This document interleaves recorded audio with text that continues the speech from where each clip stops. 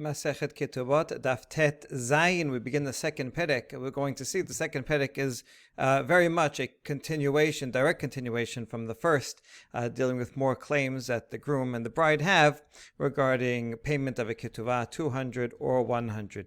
In fact, the sugya today is going to be a really nice summary of many of the mishnayot that we saw in the previous perek. So we begin. האישה שנתערמלה או שנתגרשה היא אומרת בתולה נשאתני והוא עומד לא כי אלא אלמנה נשאתיך. So here we're jumping to the end of the marriage. In first perek we're talking about the day after the marriage, after they consummated and he makes a claim. Here they married sometime long ago, and in the meantime they lost the ketuvah. We're going to see his opinion that maybe they never wrote it. Okay, let's assume they lost the ketuvah, she doesn't have one, and now either they get divorced or he dies. And so now she comes and wants the payment of the ketubah, and she said, when we got married, I was a betulah, therefore I deserve 200 zuz. And he says, either he, if they're divorced, or his estate, if he died, says, no, when we first got married, you were an almanah. It was your second marriage. Either you were widowed or you were divorced beforehand, and the ketuvah was promised only 100. Well, now we can't check the ketuvah, so how are we going to know? Well, let's see. Im yesh adim sheyatzat behinuma verosha parua ketubata matayim. Rabbi Yochanan b'Meroka omer af chiluk kelayot re'aya. So what we're going to do is get witnesses who were there at the wedding ceremony. And if they saw certain customs that are done at a wedding ceremony for a betulah, this is really interesting because incidentally, we're going to see some really interesting ancient wedding customs, some that we still do today. So if the witnesses say that she was married and the ceremony included happy things that they do for a betulah, then that is reliable and she can therefore claim the 200. If not, if there's no witnesses that any of these customs happened, then, well, she has to prove it, and therefore the husband only pays 100. Okay, what are these customs? If there are witnesses that she went out with a hinuma, she went to the wedding, during the ceremony, she had a hinuma. What is a hinuma? It could be a special song that they sang for a betulah, or a veil that only a betulah would wear, and not someone at a second marriage. The origin of this word hinuma seems to be Greek, from the same word as hymen. You just have to switch the nun and the mem, which happens often when a word goes from one language to another. That word itself refers not only to the membrane that betulah has, but actually also refers to a Greek god, a god of marriage, with the same name, and it also means something braided or woven together, and so in a way that could refer to the veil itself, and that's why it would mean the veil. Why do brides wear a veil? Some say it's to hide her, to ward off evil demons. Could be, but I think the more likely explanation is that it's actually related to her being untouched, pristine, right? She's wearing a veil. She is a betulah, and so the veil, in some way, being symbolic of her betulim itself. Both come from the same word, the same origin. It could also be that during even Greek ceremonies, they celebrated in certain ways with certain songs or certain happy customs. So hinuma could refer to the veil, I think is the simplest explanation, or some other custom that was done for a betulah only. Okay, so that's one. Or rosha parua, if her hair was, parua can mean let down, Rashi says, or uncovered. Parua. So as opposed to a woman who was married who covers her hair, a bride who was a betulah would either have her hair uncovered or somehow braided and falling over her shoulder in some way. Okay, the difference between these translations makes a big difference nowadays regarding at what point women have to cover their hair or need to just braid it or things like that. So it's important, but anyway, it means something that whatever way a betulah's hairdo was different from that of a woman who was married. So in that case, if you have witnesses, then it's 200. Rabbi Yochanan ben Beroka says even a less important kind of custom. One is the distributing roasted grain, similar to today when we throw candy at the groom. So in those days, if it was a betulah, they would give out roasted grain. It tasted sweet, and that was a specialty that was done, a special custom that was done for a betulah. Okay, now, so that's part one of the Mishnah. Part two of the Mishnah seems to have nothing to do with part one. Umoder bi Yoshua be'omer lachavero, sadezo shel avicha heta ulkachtia hemenu, shehu ne'eman. Rabbi Yoshua agrees with who? It doesn't even say. We're going to explain. It must be he agrees with Rabban Gamliel. If you remember in the first perek, Rabban Gamliel and Rabbi Yoshua had a lot of machalokot. Rabban Gamliel believed her in those cases. Rabbi Yoshua believed him. But Rabbi Yoshua agrees that if someone says to his friend, this is not regarding weddings, but in a financial dispute regarding a field, and he says, this field belonged to your father, but I bought it from him. That person is believed. We have a case where a certain person, Mr. A, is sitting on a field. He's living there. He's plowing it. And so the assumption is it's his, unless someone else can bring a proof. So someone else comes, Mr. B comes and says, hey, that field is mine. Mr. A, he doesn't have to say anything at all. He can say, you have no proof, go away. And Mr. A would keep the field. If instead A says, actually, you are correct that this did belong to your father once upon a time, but I bought it from your father. So he's believed, even though actually because he's admitting that he himself is admitting that it did once belong to B's family. So since we believe him regarding that, we will also believe him that he in fact bought it. The principle behind this is the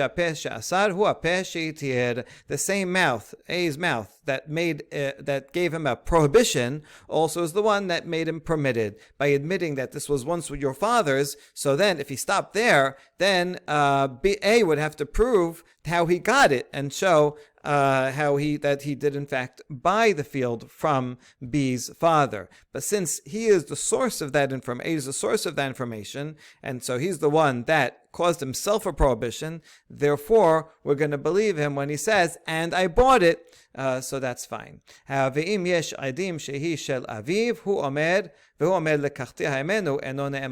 if B brings witnesses that once upon a time it did belong to B's father, then you don't have this, you can't apply the principle of pesha so pesha itir. And there A just says, I bought it. Well, then you have to say, well, let me show your receipt. Show the document that says that you bought it. Otherwise, he will not be believed. Okay, so this is an important principle, pesha so pesha itir. It's very similar to the principle that we're going to see in a couple of minutes about migo. Migo means since. Since I could have made a better claim, you should believe me even when I make a lesser claim.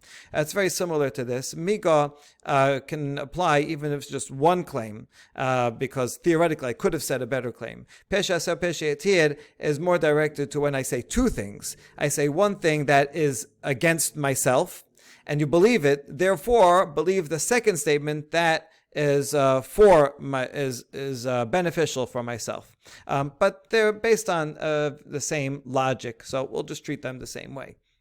Okay, so the point is here that Rabbi Yoshua, even though in general he says we do not believe a person without proof, and even if they have amigo, we're going to see cases in the first perek where the woman had amigo, but Rabbi Yoshua still says, no, we don't believe her, even though in general that's true. But in this case, he will believe this migo logic of this guy.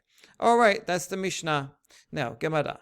Ta'amad ika edim. Halekadim ba'al meheman. In the first clause, only when the woman can bring witnesses that say that she wore a veil at the time of the wedding, then we rely on those witnesses to believe her claim that she is a betulah.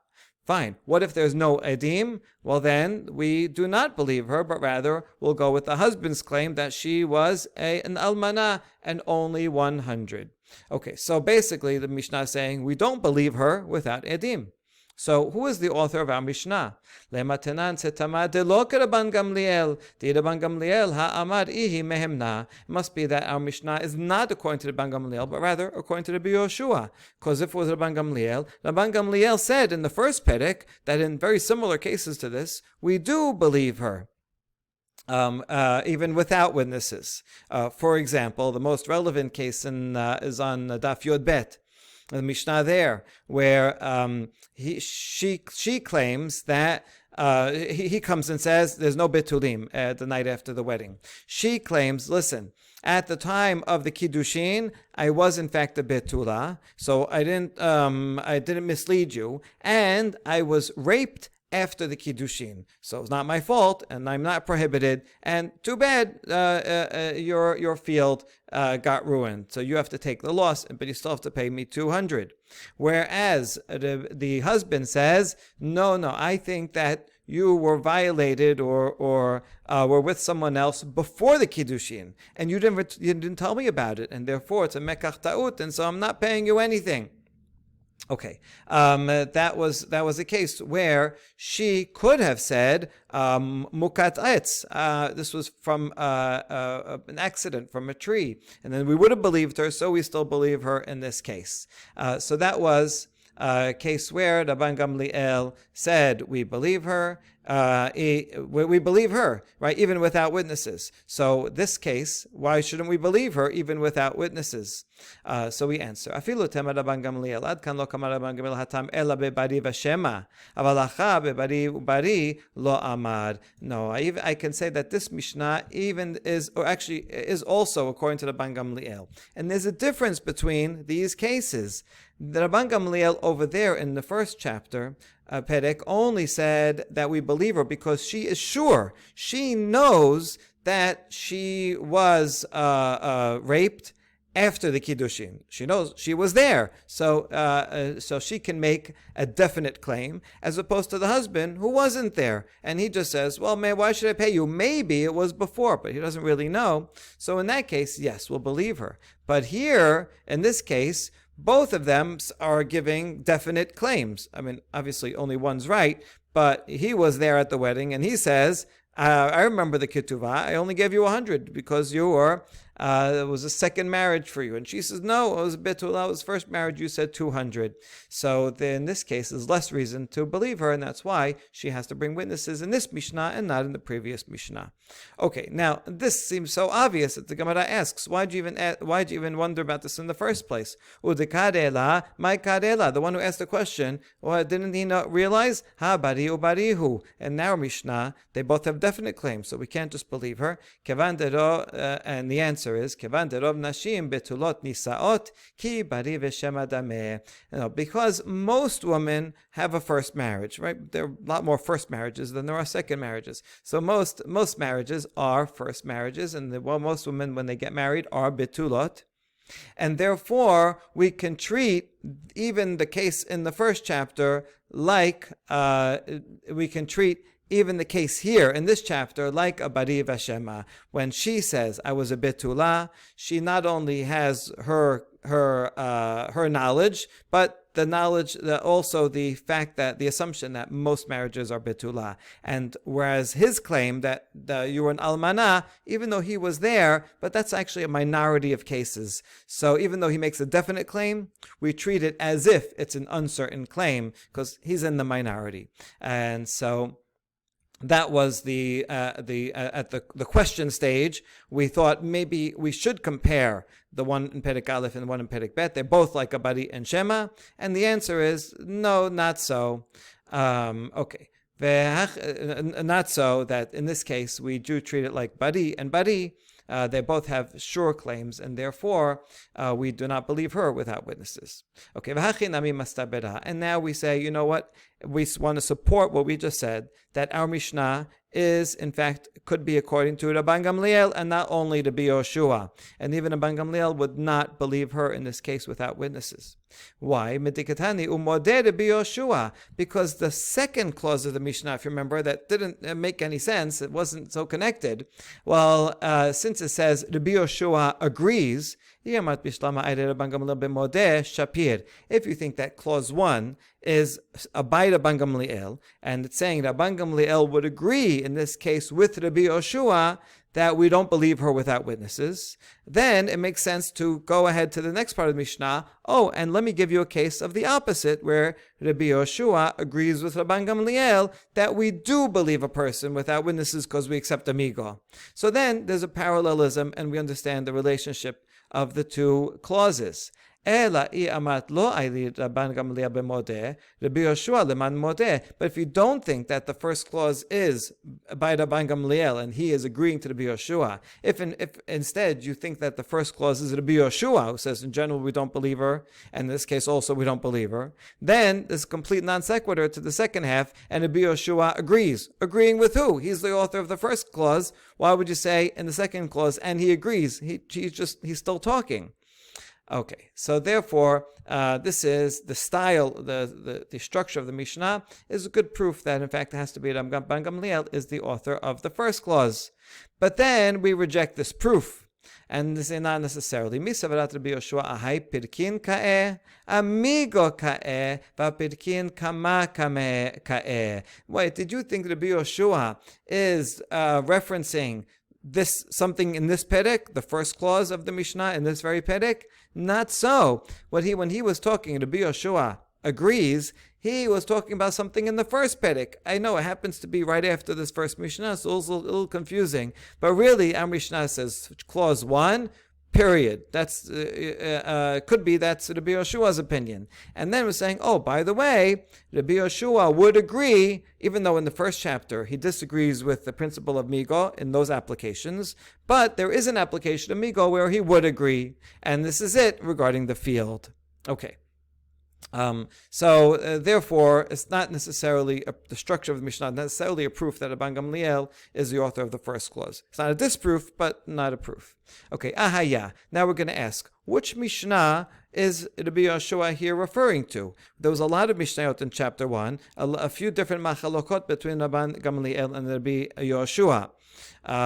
In all those cases, Rabbi Eliezer was also with the Rabban Gamliel, but we're just focusing on Rabban Gamliel for short. So which of them involved amigo? There were different cases. So ile ma'aha, let's try them. We'll bring a couple that we reject, but we'll find the correct one at the end. Haitame obedet v'amra la mativo shel ubar zeh. We have a woman who is single and she's pregnant, and we ask her, "Hey, what's the nature of this fetus? You know, who's the father?" And he says, "Meish pilon v'chohenhu." This is the guy. He's of kosher lineage. Rabban Gamliel says, "Yes, we believe her." And they say, "No, we do not believe her." Okay, so hatam mai migo ben shineha. Over there's no since argument. She can't see. She had no other claim. She couldn't say, "No, I was not with anyone," because her belly is between her teeth, meaning she's pregnant. The proof is right there that obviously she was with someone, so she has no better claim. So that's not a case that revolves around migo. Therefore, the Yoshua is not going to be responding to that case that, "Oh, I agree with migo in this one." So that's not what he was responding to. Let's try number 2. The earlier case before the pregnant one, that she was speaking to someone. Speaking, right? Remember we saw, means either that there was witnesses that she had yichud with someone, or that she actually had bi'ah with someone. We'll talk about that. Okay. V'amrula matibo shel ish zeh. And the court comes and says, "Hey, who is this guy that you were speaking with?"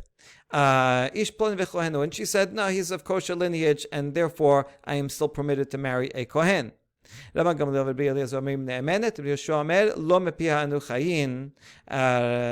Gamliel, yes, says we believe her, and Rabbi Yoshua says we do not. There, where is there amigo? Now there is amigo. According to Zeiri, the word speaking to means speaking in private, that she was secluded with this guy. So in that case, if the witnesses only say she was secluded, then she does have a migo argument. Migo de'i ba'ya amra lo niv'alti v'ka'amra niv'alti mehemna. She had a better claim, a clearer claim. She could have said, yeah, I know I was true I was secluded. You have witnesses to that, but we didn't have bi'ah. She could have said that, and we would have believed her. And so therefore, when she says, oh yeah, and she offers the information that I had bi'ah with that guy, but he's kosher, so we're going to believe her. So that is a case that, according to Zaidi's interpretation, it could be Rabbi Yoshua is responding to that case and saying, I don't agree with the migo in that case, but I do in the case of a field. So we have a partial answer.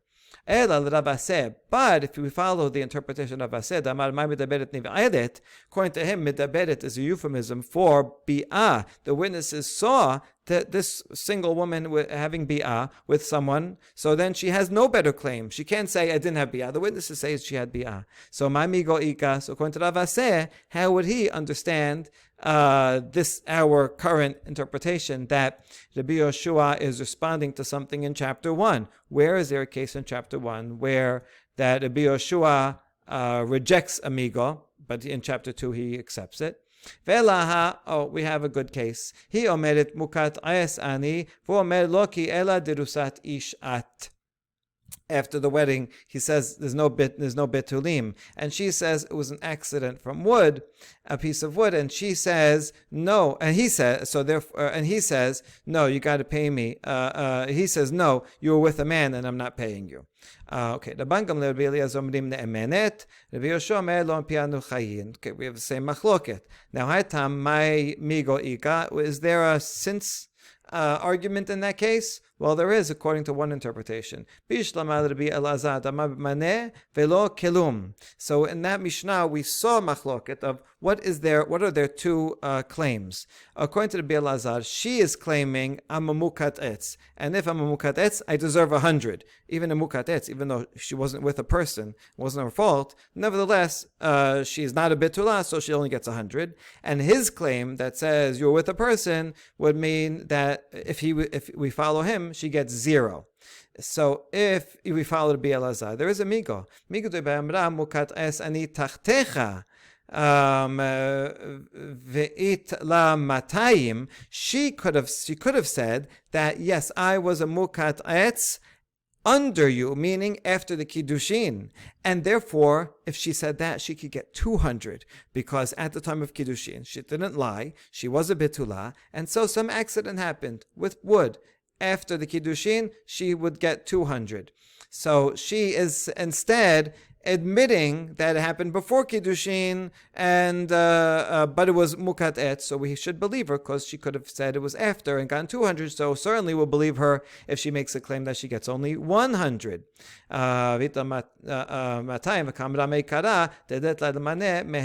she says it happened before kiddushin, certainly we'll believe her to say 100. So for Azad, we have a case that Rabbi Yoshua rejected this migo. But according to Rabbi Yochanan, when she claims I was injured by wood, even if it was before kiddushin, she still gets 200 because for Rabbi Yochanan, it doesn't matter that happened before, and she didn't tell him. The fact is that she was never with another man, and therefore she still deserves 200. So in that case, there's no migo because her claim of it being before or after is equal, is both 200, and so there's no more reason. You can't say, well, if she was lying, she could have claimed it was after. There's no more reason to believe her after than before because both of them are equal claims, and therefore the Rabban Gamaliel believes her not because of amigo. It could be because of a chazakah or something else. All right, so we still have if we reject Zaidi and we reject Rabbi Elazar, then do we still have a case of that there is amigo? Yes. אלא הנושא את האישה ולא מסע בתולים. היא אומרת, מי שארסתני נאנסתי, ונשתחווה שדהו. והוא אומר לו, כי אלא עד שלא ארסתיך. The case that I mentioned at the beginning, which is after the wedding, he comes and claims, hey, there's no betulim. And she says, well, it was after Kiddushin, and I was raped. It's too bad for you, you lose out. And he says, no, it was before. You must have been with someone before the Kiddushin, and you lied, and you didn't tell me about it, and therefore, mekach ta'ut. Rabban Gamliel, Rabbi Eliezer, ne'emenet, v'Yoshua lo mipi anu chayin. So, again, Rabban Gamliel says, we believe her. Rabbi Yoshua says, we do not believe her. De migo, di baya amra mukat es ani tachtecha, de lo ka pasla nafsha mikehuna. So why does Rabban Gamliel believe her in that case? Because she could have said, instead of saying I was raped after the Kiddushin, she could have said that I was wounded by wood.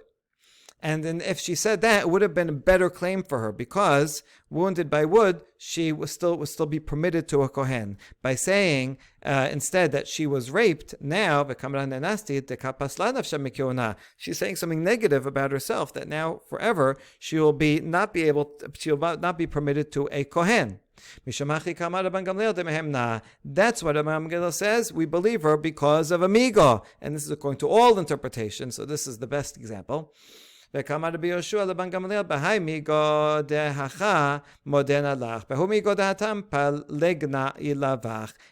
is where in this chapter in our Mishnah, Rabbi Yoshua is responding to Rabban Gamliel and said, in this migo regarding the field, I agree with you. But in that migo from the first chapter, no, I don't agree with you. All right, and so since it could be that Rabbi Yoshua is in fact responding to something in the first perek, he's not necessarily responding to something immediately before in this perek, and therefore we don't have to say that the first clause in our Mishnah is Rabban Gamliel. It could in fact be Rabbi Yoshua.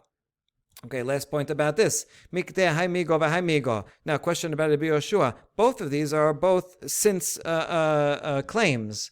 Maishana haimigo mahaimigo. So what's the difference between them? How come Rabbi Yoshua agrees with one about the field and doesn't agree with the other one when he claims there's no betulim? And his answer is hacha en shor shachut lefanecha hatam hare shor shachut lefanecha. In this case, there was no ox slaughtered before you. This is just a phrase that means there are no facts on the ground. In this case with the field, A is sitting on the field. B comes and says, "Hey, this is mine." There's no reason to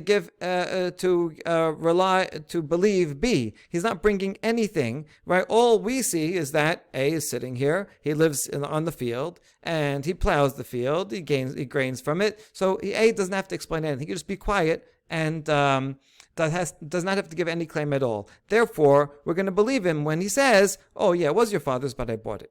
However, in chapter 1, he's coming and saying there's no betulim. She's not saying that there is betulim. She's agreeing that you're right, there is no betulim. So this is a fact on the ground that needs explanation. She has to say something to explain why there are no betulim. So that's symbolized by the ox is slaughtered. Somehow the ox got killed. You have to explain, right? You can say it wasn't my ox that killed it. It wasn't, but you have to give some explanation of how it was killed. And so therefore, since she does have to give some explanation, we're not going to accept the migo, that since she had a better claim. Okay, in the case of the field, she didn't have to give any claim at all. So the fact that he doesn't have to give any claim at all, in fact, saying anything is already a reason to believe him. Okay. וכיוון דרוב נשים בתולות נישאות, כי לא עטו עדים, מה יהווה? Back to our Mishnah, we mentioned that most women marry as betulot. And that, since we know that logic, how come, according to our Mishnah, whoever has our Mishnah, Rabban Gamliel or Rabbi Yoshua, why can't we rely on that majority? And when she says, "I was a betula, you have to give me 200," we should believe her because she has the majority with her. And even without witnesses, so what? This question makes more sense if it's Rabban Gamliel, who tends to believe her. So, and now if she has a majority, we should also believe her without witnesses. Amar Ravina, mishum de'ika lememarov nashim betulot nisaot umiut almanot vekol haniset betula yesh la kol. So Ravina says there is a reason not to believe her. That is, yes, true. Most of the because you could say most women are, when they who marry, are betulot, and only a few are almanot. But here's the thing: whenever someone is a betula and has a wedding, there is great publicity, right? Back then, like today, a person's first marriage, they make a big deal out of it. Person's second marriage, usually they only invite a small group of family and friends, and so there isn't a lot of publicity. So therefore, in our case, where after the divorce or death, she comes and says, I was a betula. And normally, if she really was a betula, you'd expect that there'd be lots of people who were there, because it was a very public, big wedding, would say, yeah, of course she was a betula. Everybody knows that she was a betula. And they'd come in and say something about it. And so if there is no one that's coming as a witness to say that, yeah, we remember she was wearing a veil or something, then that is not just a lack of testimony, it's actually negative testimony, right? Because if it's true that she's a betula, there should have been many people that would have said so. Okay, so that's why we do not believe her, even though the majority of women are betulot, and that would support her claim. But there's a counterclaim that the majority of betulot have big weddings, and people would have been there and should have come forth and say, we remember that she had a veil. Okay, now we ask, hold on, now you're going too much the other way. Aniset betula yesh la kol ki atu edim may haveh. If most women, it's big publicity, then even if witnesses come, we should not believe them. We should say these witnesses must be false witnesses, because if she was really a betula, then everybody would know, because there's so much publicity about it. And so therefore, we should not believe her no matter what. If not that everybody knows that she was a betula. Ella, and we all remember it, there'll be lots of people remember it. Ella maravina, rov haniset betula yesh la kol, vezo il ve'en la kol, itra la ruba. So that, rather, we're going to readjust Ravina's statement and not say that all women who are betulot have publicity, but rather most betulot are going to have a big public wedding, but not necessarily all. Sometimes even a betula has a small wedding. Sometimes even a betula has a wedding, a destination wedding, and doesn't have such publicity. So therefore, it's not such a negative. And this person, since she there's not publicity, so then that lessens the majority and evens it out. And since it's evened out, we forget about the majority, and therefore she needs witnesses. Without witnesses, we're not going to believe her. All right, now analyzing the next part of the Mishnah. If there are witnesses that she went to the wedding with this hinuma, or with this special hairdo. Okay. Now we have a question. We're talking about this whole time. We're talking about a case where she lost her ketubah, and we're saying that if she has witnesses that say there was a veil, then she can collect the 200 even without producing the ketubah. So now we have a problem. We should worry that maybe she will bring witnesses in one betin and she'll collect 200. And then she'll go and find her ketubah, because she's hiding it, or she lost it. Now she found it, and she'll go to a different betin, and she'll say, "Here's my ketubah. You have to pay me." And they'll say, "What? I already paid you." He says, "What are you talking about? I have my ketubah here. You never paid me." And so we should not let her collect ever without producing the ketubah. Otherwise, she may collect twice. Okay, good question. Amar Rabbi Abhu, Zot Omeret Kotbin Shobar. Rabbi Abhu says, we have a solution. anytime someone does not produce their loan document, or in this case, a ketubah is the same as a loan document, then we can force the borrower to write we can force the lender to accept a receipt instead of the borrower giving them the loan document. In other words, in a regular case where you have the borrower borrows money and he gives a loan document to the lender. So the lender has this document that says an IOU, right? You owe me $1,000. When the borrower comes and pays it back, then normally the lender will give back the IOU and they'll rip it up. And then the lender doesn't have it anymore, so can't make a claim again. If the lender comes and says, hey, you owe me money, but I lost the IOU, right? Can you pay me back? The borrower says, listen, I'll pay you back, but I don't want to pay you back unless you give me the IOU. Otherwise, you're going to claim against it. So there's a machloket about that case. Can we force the borrower to accept a receipt instead? If we do that, then he has to keep that receipt forever, because the lender may produce the IOU one day and then claim again, so the borrower has to keep the receipt, which is a pain in the neck to have to keep the receipt. Otherwise, they're going to make a claim. So some say, yeah, we force him and he has to do that. Others say, no, it's not up to him to have to keep that receipt forever. It's up to the lender. If he wants to get paid back, he should produce the IOU. So Rabbi Abu says, based on this, we can conclude that Kotvin Shavad, yes, we will force him to accept a receipt instead of the lender producing the IOU. And the same thing would be here, that she would write a receipt and give it to him, and he would have to keep that receipt, so that in the future she produces her ketubah, he would say, I have the receipt. And that way we avoid the problem in the future. Okay, that's one option. Rav Papa Amar Makom She'en Kotvin Ketubah Askin. Rav Papa says another answer. Could be talking about a case where they don't write a ketubah.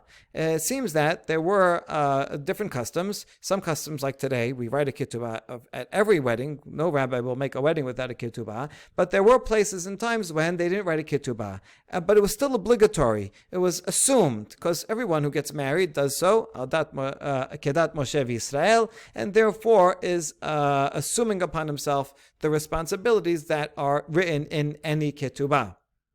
So if you're in such a place, then since no ketubah was ever written, we don't have to worry that one day she'll produce a ketubah, because she never had a ketubah in the first place, and that wouldn't be a problem. Okay, good. So that we have two answers to that question in the Mishnah of how we can allow payment of a ketubah to happen even when the ketubah is lost.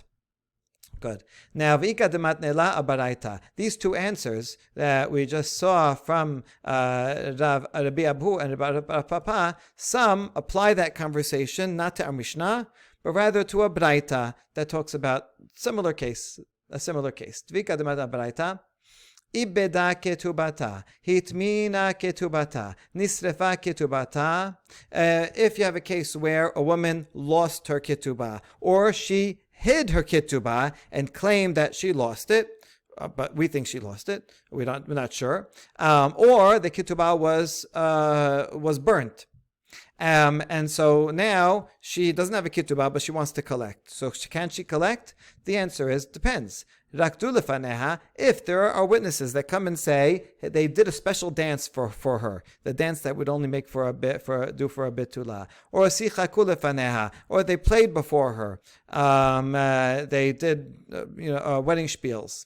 He'avidu lefaneha kosh shel besora or mapa shel betulim, or if they passed before her this cup of good tiding. This was a custom that if she was found to be a betula, then they would celebrate with a kind of toast and this special wine cup that symbolized that she is a betula. The Gemara will explain it further. Or if they produced the bedsheet, that she was a betula. Just talking to some people that said in my grandparents' generation, they still did this, the bedsheet thing. Expected the mother of the groom would expect to see the bedsheet afterwards. Okay, so if people remember that any of these customs that are made for bitulot happen, then im yesh la edim be'achad mikol elu ketubata matayim, she can collect 200 even without producing the physical ketubah. Okay, so this is a baraita. It's very similar to the law of our Mishnah, and so we ask the same question. So why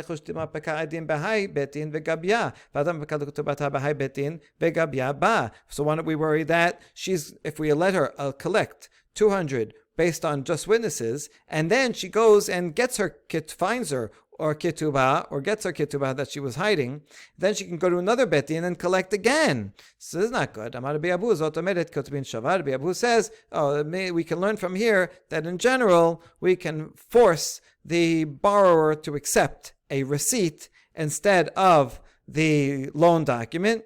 And that way, since he has a receipt and he has to hold on to it, so same thing, the husband will get a receipt, and that way he won't have to pay again. Papa says, automatic place where they don't write a ketubah, and therefore we don't have to worry that she's going to produce a ketubah and collect it from somewhere else.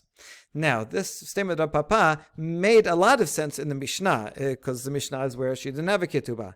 But here, it's harder to fit into the words of the Braita, because it says, if she lost her ketubah, if she hid her ketubah, that means she had the ketubah. So how can we explain about a Papa's statement applying to the Braita?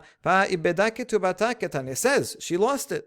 So the answer is katav la'ihu. It could be that he wrote one. It is like a Papa. They're in a place where most people don't write a ketubah, but he wrote one and it got lost.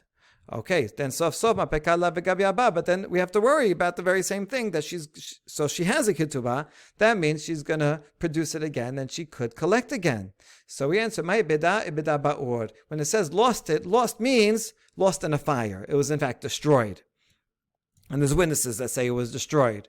That doesn't make sense for three reasons. Because the Baraita continues and talks about a case of burnt. And so if lost means burnt, then why say the same thing twice? And the Baraita also talks about a case where she hides it. Hides it means it's not destroyed. And furthermore, if burnt comes to explain it, maybe you'll say that you can read it like this. Ibeda ketubata means nisrefa ketubata. But then why say it twice? Just say nisrefa if that's all it means. Okay, so this doesn't really make sense. Ela kol ibeda kitmina befanenu dameh velo yabina la ad amre edim nisrefa ketubata. Rather, you know what? We can reconcile the Papa with the Braita. We're going to just repunctuate it as follows.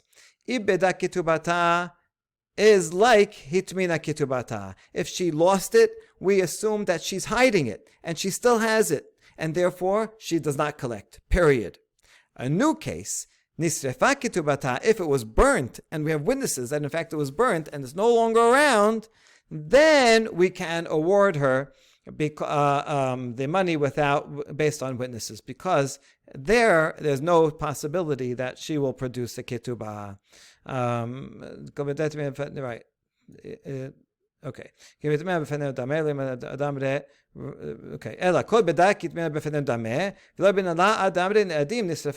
So when do we give it? If there are witnesses that say it was in fact burnt. Okay, good. So we did find a way to push the words of the Braita into the statement of the Papa. It doesn't work so well, and therefore we say man dematnei Baraita kol sheken matnitin, man dematnei matnitin aval Baraita lo ki kushya. Although those who apply this machloket to the Braita, certainly they would apply it to the Mishnah, where the Papa's statements make more sense. But those who apply this machloket as a commentary on the Mishnah, they would not say that it's true also for the Braita, because the Papa's words really didn't fit in, as we already discussed and already showed through our questions. This is a nice statement because it shows that even though very often the Gemara will ask questions and answer them, but the answers seem forced, the Gemara knows that they're forced and is trying its best to say, well, maybe it could fit. But in the end of the day, they are still forced, and therefore we would certainly prefer the smoother answer than the forced answer. Good. Im yesh aidim. Now, if there are witnesses, then she can collect. Now, follow-up question to what we said before. Before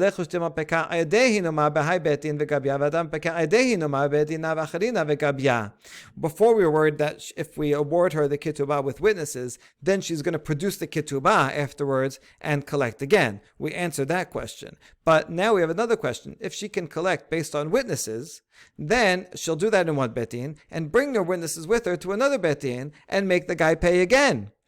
So that's also a problem. And the answer is Makom Telo Efshad Vadai Katvinan Shovad. It says, you're right. In this case, it's impossible to do otherwise than write a receipt. So here, for sure, we will tell her to write a receipt, and we'll tell him you have to accept the receipt and hold on to it just in case she produces the same witnesses in another bet din and she brings you. So here you have to hold on to a receipt. So any case where there is no loan document to be produced, like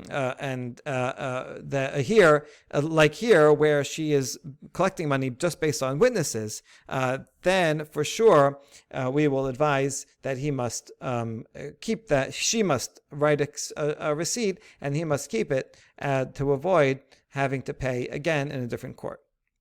All right. Now, that Baraita mentioned something. We're going to go back to the Baraita and explain it. They passed before her a cup of good tiding. What is this? My koshel besora. Amar Avada barava kosh yain shel tiruma ma'avidin lefaneha kilomar reuya eta zo le'echol bitruma. Avada barava says it's a cup of wine of tiruma. Now, even if she's not a Kohen or married to a Kohen and can't drink it, we still pass this before her to say she is worthy of eating tirumah should she marry, if she is married to a Kohen, or should she marry a Kohen in the future. In other words, she is a betula. She was never with another guy, and therefore there's no possibility that she was with another guy who made her pesula. Like if she was with halal or mamzer or non-Jew. So that's the cup tiruma symbolizes that she must be a betula. Matkif la papa tu amana milok achla betruma. The papa says, hold on, that's no proof that she's not a betula. And almana, right, someone who got married to a permitted person and then he died, she's an almana. She can marry a kohen perfectly legitimately, and she can eat tiruma after that. Or she can go back to her father's house and eat tirumah. So there's no reason why an alman. There's no proof just because she can eat tirumah in sometime in the future. That's not a proof that she's a betula.